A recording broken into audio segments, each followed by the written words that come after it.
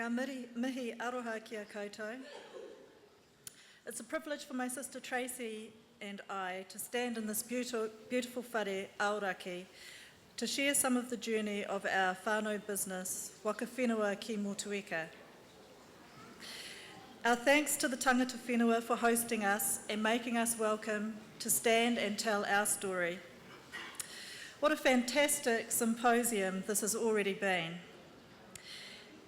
Hearing an amazing speaker yesterday, like Tā Tipini, recount the bruises he suffered from his frightened knees knocking together, gives us courage to claim our rangatira space. And even though we whakapapa to Ngāti Porou, Te Aroa, we'll try not to change our minds in 12 hours and instead stick to our kaupapa.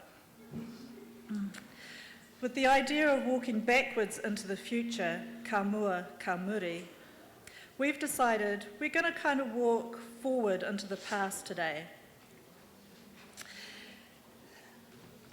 Ooh, the thingy. Yep. These punga that we've brought with us here today,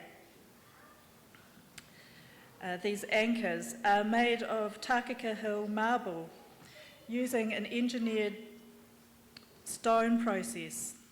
The moulds were formed using a 3D printer and compression moulding techniques. They are the first rough prototypes of one of our latest products, and last night was the first time we held them in our hands as we had them couriered to our accommodation. This punga here is made of clay and painted blue. It has 2006 engraved on the side. This one was given to my eldest son, Kātini, when he graduated the whānau class at Motueka High School. The kōrero from Matua Moeki Pāka was that as students left the kura, the punga would represent their belonging, their anchoring to Motueka.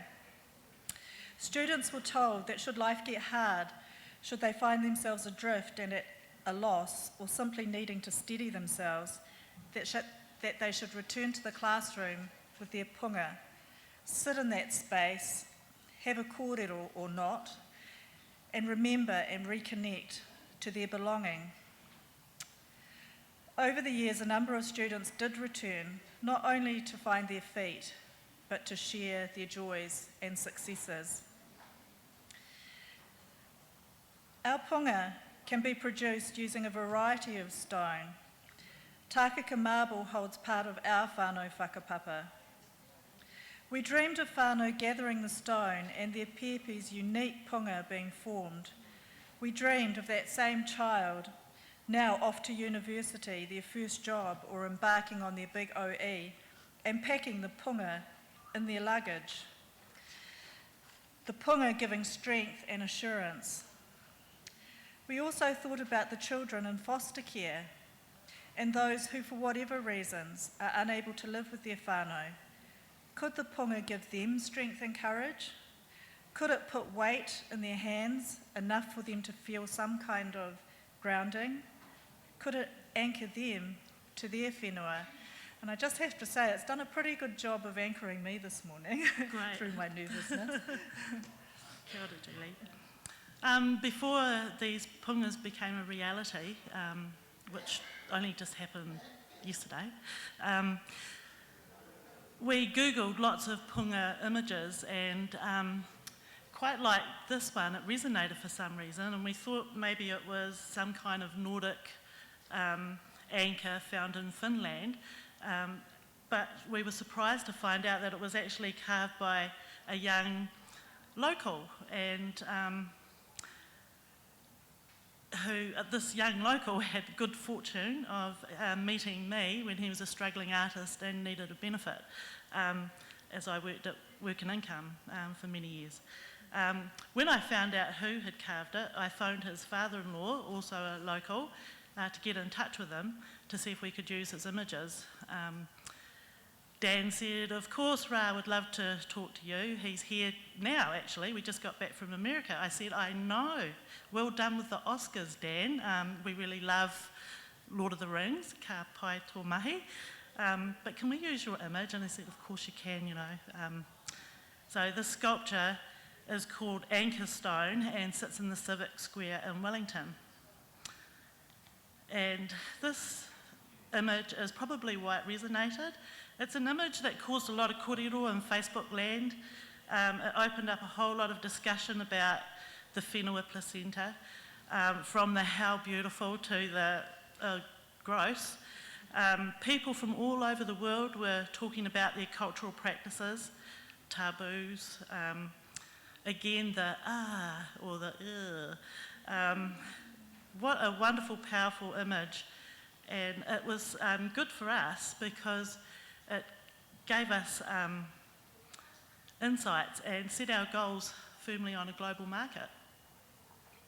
Not firmly on a global market, actually, but it was there. The world was talking about it.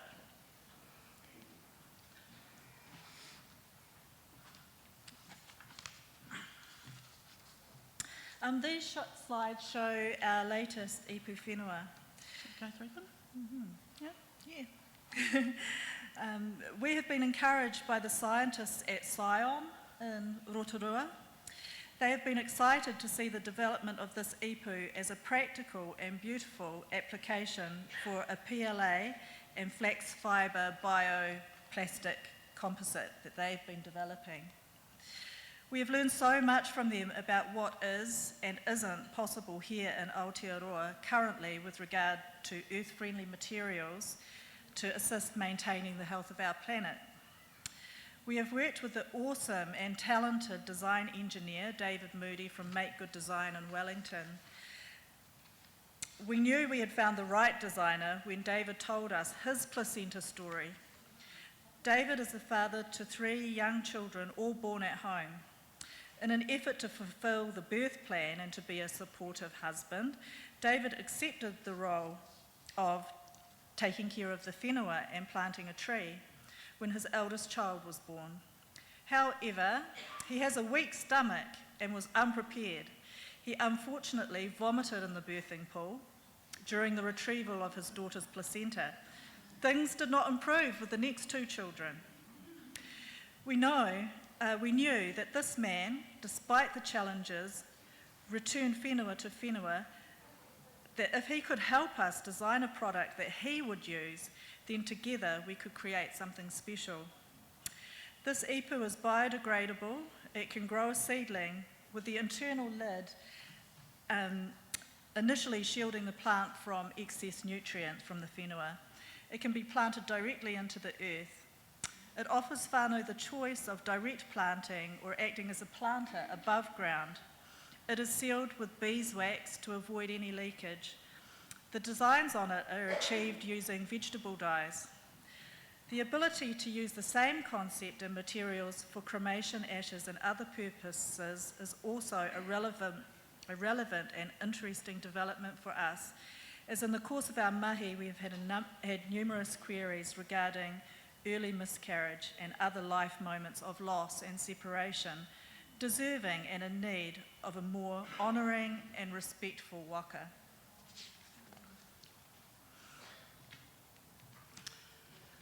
This is Ariana Brown. This is her and I posing one day at work.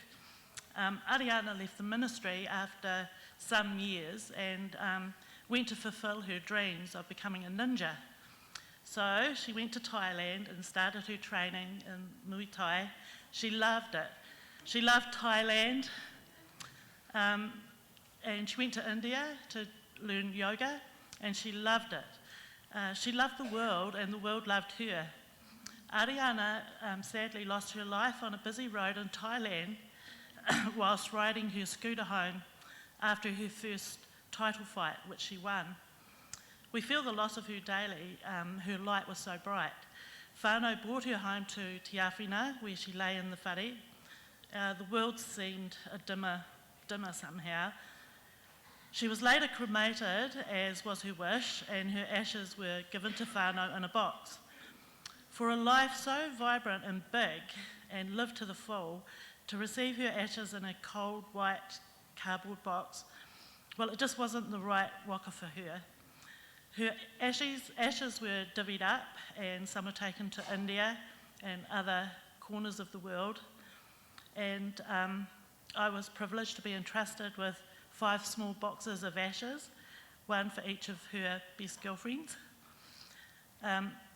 Ariana's encouragement to leave my comfort zone, to leave my reasonably well-paid job of 20 years, to start realising that a life driven by passion and meaning is worth it, is so inspiring that it motivates us to design a waka for her ashes and other people's ashes befitting their brilliance. Hapu pack. We developed the hapu pack. Hapu not only for the obvious reference to pregnancy, but also as a play on our ingoa whānau puha. Our MC mentioned yesterday that there are only 2 iwi in this country, Ngai Tahu and those who want to be Ngai Tahu. When we saw the beautiful pepe packs in their gorgeous wahakura, we did start hard out searching for our Ngai Tahu line. The hapu pack evolved in response to a kōrero we were invited to with NRATE, Ngāti Rārua Atiawa Iwi Trust. They were interested in our ipu whenua as they have a dedicated, beautiful place at Te Uma, their urapa in Motueka. During the kōrero, they mentioned their desire to emulate the pepe pack. We talked about the importance of early brain development that happens in utero and the benefits that come with the earliest possible recognition and aroha transmitted to the pepe. We set a brief and started looking within our own rohe for products to nurture the mama, the pepe, and therefore the whānau. Wow, what an Aladdin's cave. What a wealth of talent we found on our own doorstep. We even found our own skill base in making soaps, creams, lip balm, and aluminium-free deodorant that really works. That was another prerequisite. It had to work, and we have to like it.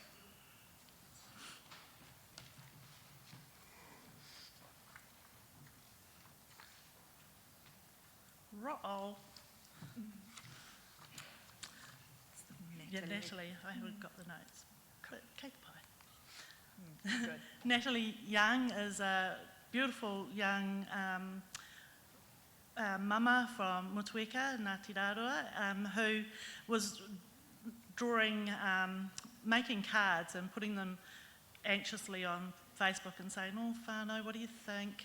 They're perfect for our hapu pack, and we're just so pleased to have her make specialised cards for our hapu pack. I had the privilege of learning how to make creams and potions, puku rubs. It's so much fun, but the people that were showing me were just so generous with their time, but they also gave me their recipes and said, "We're happy to show you how to do it, but happier if you did it yourself." So we got their recipes, their suppliers, all the information that you could need about the products, and the generosity of small businesses helping other small businesses is again something that we want to emulate, because it all comes back.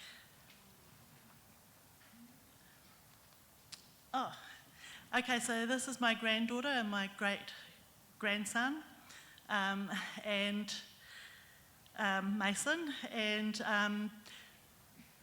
her mama is from the East Coast, which is my tribal area as well, and they decided to take Mason's whenua up to Ruatoria one Christmas.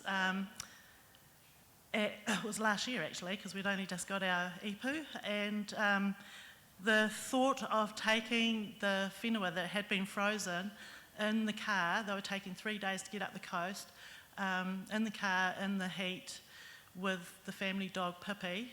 I've actually seen Pippi unwrap the cellophane from the box of chocolates, like really quietly, so that dog's going to, do some damage.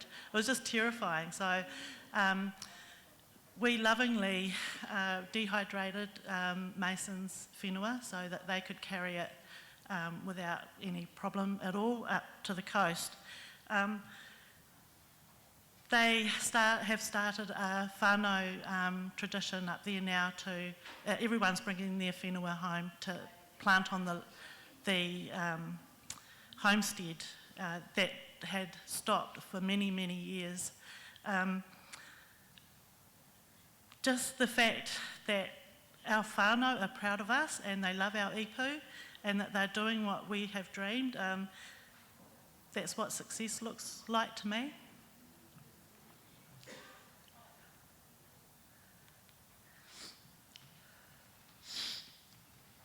Oh, sorry, I just snorted it. This is our first baby, our Nebula ipu. What a journey this ipu provided us. Some of our aims for this ipu included a flat packability so it could easily be stacked and stored in a busy hospital environment or midwife's kit. We wanted this ipu to one day be provided low cost, and we still do, or no cost to whānau, and at the ready in our public health system. So we needed to find a cost-effective means of production. We needed to know and understand the hospital requirements to minimise their risks of cross-contamination, especially in the theatre environment when a caesarean section is needed. Although we've been focused on keeping whenua out of freezers, we realised that whānau will still sometimes need to or want to use it. So we needed to find a material that could freeze and thaw and still maintain its integrity without weakening and going soggy. Next photo. This is not the best photo of our ipu, although the rock, moss and water around it looks great. When I look at it, I see the creases and watermarks and fingerprints on it. And that's because minutes earlier it was in the water. But I love it for its story. This photo was taken at Tupuna o Rewaka, the source of the Rewaka River, a special place that carries a special mauri in relation to birthing. The water there is clear as a bell and freezing. Our Haututu nephew, and he still is, even though he's 40-something now, literally snap froze and had to be pulled out when he decided to jump in there as a kid. This photo was taken by Brodie Knox, the most amazingly talented photographer from, you guessed it, Motueka, now world traveller. Brodie stays with us whenever he is back home. Having him in our whare during our planning and dreaming times on this ipu was so right. The focus, passion, commitment that he goes to find the one shot that he feels. I asked Brodie, what drives him to do that? And not surprisingly, photography had little feature in his answer. It's all about experiencing new places or old places in a new way. Yesterday in the kōrero about navigation and wayfinding, we heard about the need to get still and notice. I think that's what Brodie was talking about. This is a photo he took in Punakaiki. I personally have never seen the pancake rocks look like that. So we learned lots from him about patience, perseverance, taking the time it takes to get the conditions right, and loving the journey. Brodie doesn't make a lot of money from his photography yet, just enough for the next big adventure, but it's not about the money. It's about capturing magnificent, breathtaking beauty and knowing you've nailed it. Yeah, we know a bit about not making the money bit. We digressed, well, no, we didn't digress, what's the word? We shifted left because we needed to make income, a quick income for our whānau. And we needed to come up with something that all the whānau could get involved with and was producing money for us regularly and quickly. So we started making puha pesto, and it's totally the best dough. Our other sister that's not here, she came up with that. I prefer it puts hairs on your chest, bro, but I don't know. So, what better way of than using a product that we already knew about, puha? Who better to do it than puha? So, we knew it was a superfood. We also knew that the nutritional value of puha was next level, and that it was delicious. A lot of the locals, this is Mingisi, Julie's partner, out there on a Sunday at the local flea market. A lot of the locals already knew about the Waka Whenua business, so they were a little dubious when we rocked up to the local market with a food cart. But it didn't take long for them to warm up to us. Oops. So yeah, that's a satisfied customer right there. And you do know that we filmed Lord of the Rings just over the hill there, so. So yeah, we're puha girls making puha pesto and pulled pork and puha steamed buns with our whānau, growing our own puha and just doing it.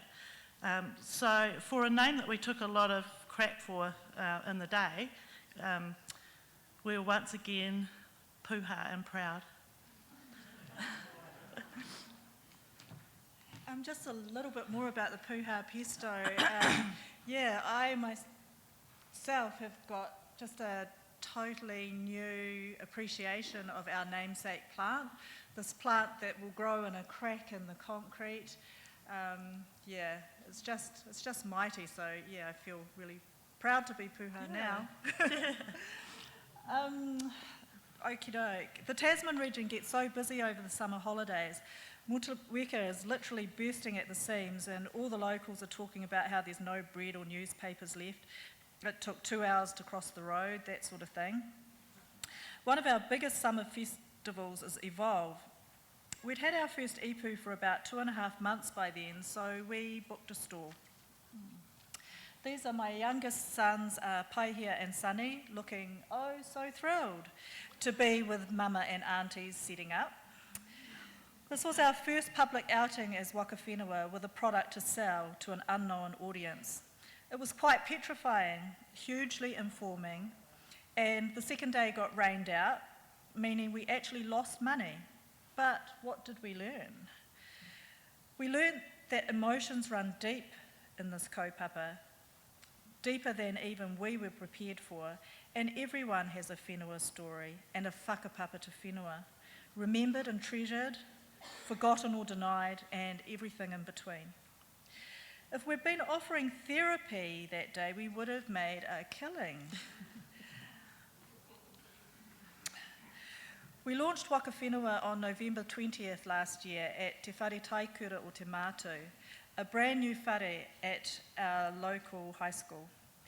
As seems to be a theme for us, we held our baby, our ipu, in our hands 2 days before the event and spent the next day before madly rushing around, unpacking the boxes, folding the ipu.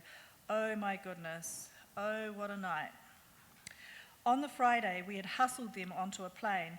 Thank you to Moko Whiti, Dottie, Kaz, Sasha and crew for your awhi with that. I remember running across a windy Wellington tarmac with ipu stuffed inside my puffer jacket and one flapping wildly in my hand, just in case our luggage got lost or the plane went down. Our launch took place 7 days after the Kaikoura quake. The immensity of that event, the huge impact, the earth moved and we all have no other option than to move with it. The manufacturer and printers we used here in Christchurch went down, hence our mad dash to collect them on the Friday before launching them on the Sunday. We've just been given the hurry up, so let's do a flick through. Yeah. Oh, so these are two of my three moko. That's my Atia with the big smile. She's so happy because her baby brother Hawaiki has just been born. He was a matariki baby. He's the only one of my three moko whose birth I missed by 3 minutes. We wanted to talk about all the people who we've met on this journey of ours and all the people that we have to thank. And there are so many of you that have helped us so much.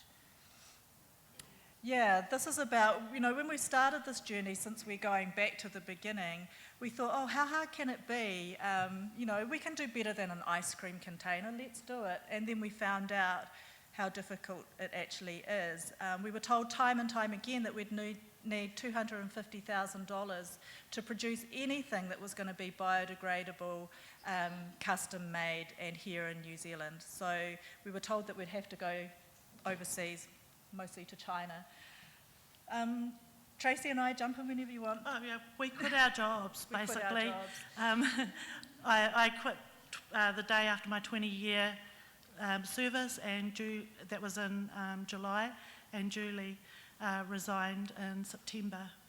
And that was scary. People told us we were crazy. How are you going to find money in Motueka? There are no jobs. You've gone la-la. Yeah, well-meaning friends. This is our driver. Quick story, we'll tell it really quickly. We had applied to Te Pūtahitanga in their first round, and we received a letter on Christmas Eve 2014 letting us know that our application had been unsuccessful.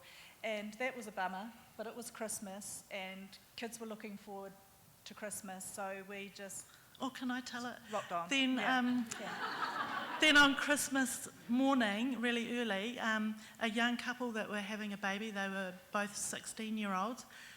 The young man, we kind of knew them, knocked on Julie's door and he said, please could you look after our baby's whenua? Christmas morning. Hey? Quick. Oh yeah, okay, and it was in that bag. That's it there. That's it there. We've been given lots of tohu. The kōwhai tree was one of them. Triangles everywhere. Everywhere. We were trying to work on a design. Triangles everywhere. I don't know why. We still don't know why. We don't know why. This is a harakeke light PLA. It's beautiful. Yeah, we wanted and that. And there's a big story to that, but we don't have time to tell No. it. This is us at the symposium. No, not the symposium, the hot house. We were all suffering anxiety and out of our depth, but just loved it. It was fabulous. Matariki. All started on Matariki, actually. Yes, it did. And if you want to know that story, go to our It's on the website. wakawhenua.com. If you Google Celebration Waka in Google, you come up with this image. Our Celebration Waka is going, which is an amazing image, but we're hoping our Celebration Waka, which is our next phase, will be what you see when you Google Celebration Waka. Oh, next one. Okay. Oh! It must be time for us to wrap up now. Thank you. Yeah.